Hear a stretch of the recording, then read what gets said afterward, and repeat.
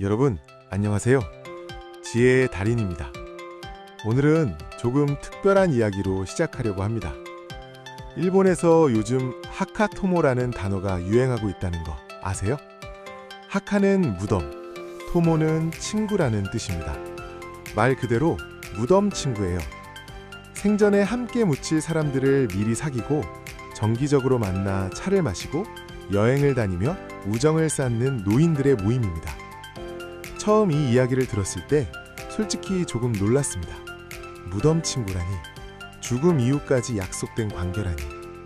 그런데 곰곰이 생각해보니 이게 단순히 기이한 현상이 아니라 우리 시대가 마주한 가장 본질적인 질문을 담고 있더라고요. 나는 어떻게 죽을 것인가? 그리고 더 중요하게는 나는 어떻게 살아야 하는가? 오늘 이 시간 여러분과 함께 죽음에 대해 이야기하려고 합니다.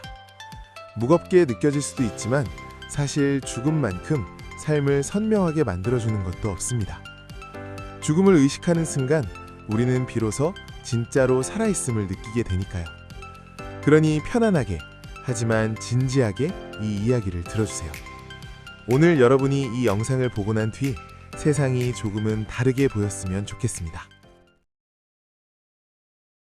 일본의 무덤 친구 현상은 단순한 유행이 아닙니다. 이건 고독사, 즉 아무도 모르게 혼자 죽어가는 노인들이 급증하면서 생겨난 사회적 대응이에요. 일본에서는 매년 약 3만 명 이상이 고독사로 세상을 떠난다고 합니다. 그들은 죽은 지 며칠, 때로는 몇 주가 지나서야 발견됩니다.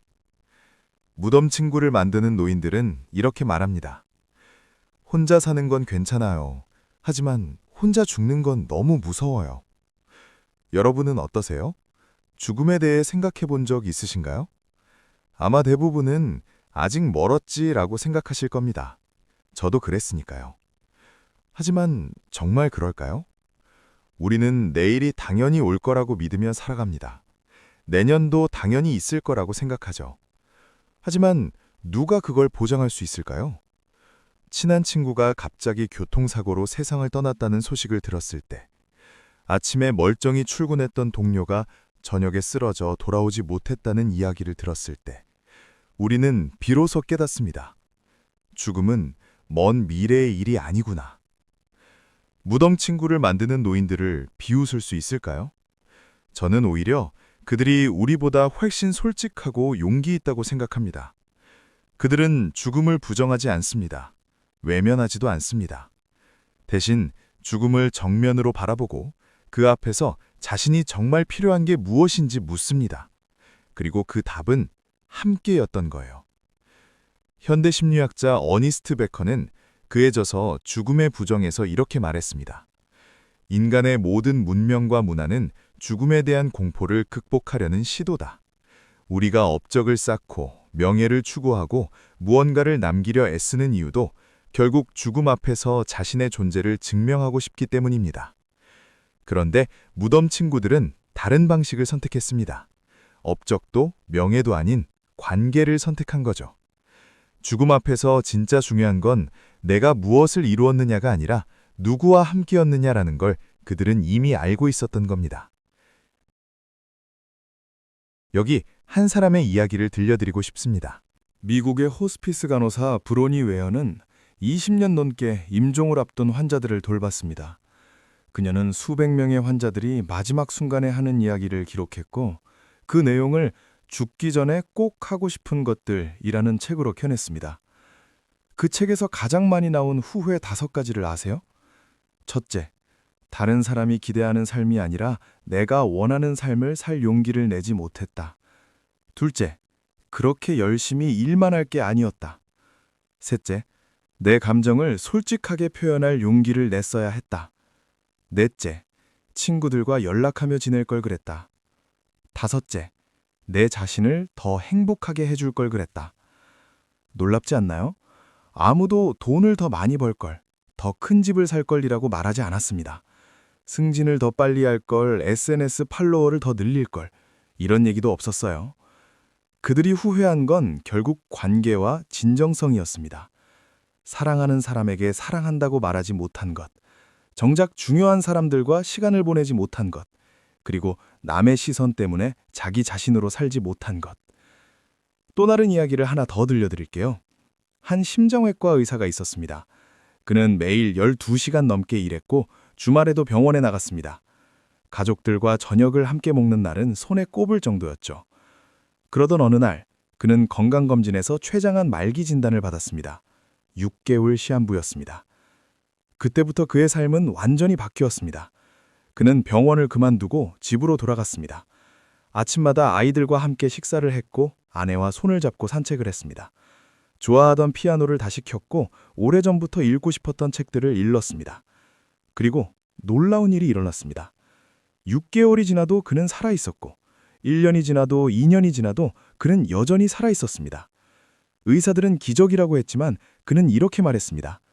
죽을 줄 알고 살기 시작했더니 비로소 진짜로 살게 됐습니다. 죽음을 의식하는 순간 우리는 비로소 지금을 살게 됩니다. 내일이 없다면 오늘 해야 할 가장 중요한 일은 무엇일까요? 당신이 정말 사랑하는 사람은 누구인가요? 그 사람에게 마지막으로 사랑한다고 말한 게 언제인가요? 메멘토 모리, 라틴어로 죽음을 기억하라는 뜻입니다. 고대 로마 시대, 전쟁에서 승리하고 돌아온 장군이 개선행진을 할 때 옆에 노예를 세웠다고 합니다. 그 노예의 임무는 단 하나, 장군의 귀에 대고 계속 속삭이는 거였어요. 메멘토 모리, 당신도 언젠가 죽는다는 걸 기억하십시오. 영광의 순간에도 죽음을 잊지 말라는 거죠. 왜일까요? 교만해지지 말라는 겁니다. 겸손하라는 겁니다. 그리고 진짜 중요한 게 뭔지 잊지 말라는 거예요. 현대를 살아가는 우리에게도 메멘토 모리는 필요합니다. 하지만 그건 비관적으로 살라는 뜻이 아닙니다. 오히려 정반대예요. 죽음을 의식할 때 우리는 비로소 살아있음의 기적을 느낄 수 있습니다. 스탠퍼드 대학교 졸업식에서 스티브 잡스는 이렇게 말했습니다. 죽음을 떠올리는 것은 제가 인생에서 중요한 선택을 할 때 가장 중요한 도구였습니다. 외부의 기대, 자존심, 당혹감이나 실패에 대한 두려움, 이런 것들은 죽음 앞에서 모두 사라지고 진짜 중요한 것만 남기 때문입니다.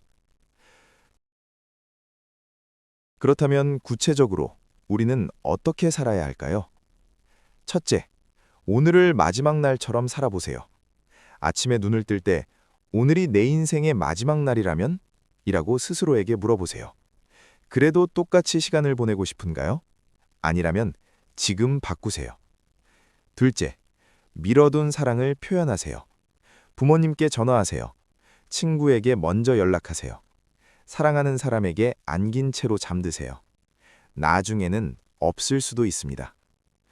셋째, 용서하세요. 누군가에 대한 미움과 분노를 품고 사는 건 결국 자기 자신을 갉아먹는 일입니다. 종말론적 시각에서 보면 미움은 너무 사치스러운 감정이에요. 남은 시간이 얼마 없는데 그걸 증오에 쓸 수는 없잖아요. 넷째, 진짜 중요한 일에 집중하세요.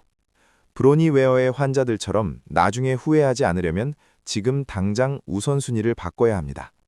일보다 사람이, 성공보다 행복이, 소유보다 경험이 중요합니다. 다섯째, 죽음에 대해 이야기하세요. 우리 사회는 죽음을 금기시합니다. 하지만 죽음을 말할 수 있을 때 우리는 삶에 대해서도 더 깊이 이야기할 수 있습니다. 가족과 친구와 사랑하는 사람과 죽음에 대해 대화해 보세요. 어떻게 살고 싶은지, 무엇이 행복인지 더 명확해질 겁니다. 심리학자 빅터 프랭클은 아우슈비츠 수용소에서 살아남은 뒤 이렇게 썼습니다. 삶의 의미를 묻지 마라. 삶이 당신에게 묻고 있다. 당신은 어떻게 대답할 것인가? 죽음은 우리에게 묻고 있습니다. 넌 어떻게 살 거니? 오늘 당신의 대답은 무엇인가요? 일본의 무덤 친구들 이야기로 시작한 오늘의 영상 어떠셨나요? 사실 무덤 친구라는 개념이 슬프게 느껴질 수도 있습니다. 하지만 저는 그들에게서 희망을 봅니다. 죽음을 두려워하지 않고 마주하는 용기, 진짜 중요한 게 뭔지 아는 지혜, 그리고 마지막 순간까지 함께하고 싶은 사람을 찾는 따뜻함. 여러분께 질문 하나 드리고 싶습니다. 만약 오늘이 당신 인생의 마지막 날이라면 지금 무엇을 하고 싶으세요? 누구에게 연락하고 싶으세요? 어떤 말을 남기고 싶으세요? 그 답이 바로 당신이 오늘 해야 할 일입니다. 내일은 없을 수도 있습니다. 하지만 오늘은 있습니다. 지금 이 순간 당신은 살아 있습니다. 숨 쉬고 느끼고 사랑할 수 있습니다. 이게 얼마나 큰 기적인지 아시나요? 죽음을 기억하세요. 하지만 절망하지 마세요. 오히려 죽음은 우리에게 가장 큰 선물입니다. 유한한 시간이기에 매 순간이 소중해지니까요. 오늘 밤 잠들기 전에 사랑하는 사람에게 문자 한 통 보내보세요. 사랑해라고, 고마워라고, 네가 있어서 행복해라고. 당연한 것은 없으니까요. 오늘이 마지막일 수도 있으니까요. 그리고 내일 아침 눈을 뜨면 감사하세요. 또 하루가 주어졌다는 것에, 다시 사랑할 기회가 생겼다는 것에. 메멘토 모리, 죽음을 기억하며 오늘을 살아가세요. 여러분의 오늘이 후회 없는 하루가 되길 바랍니다. 여기까지 들어주셔서 감사합니다. 다음에 또 만나요. 오늘 내용이 유익하셨다면 구독, 좋아요 부탁드립니다.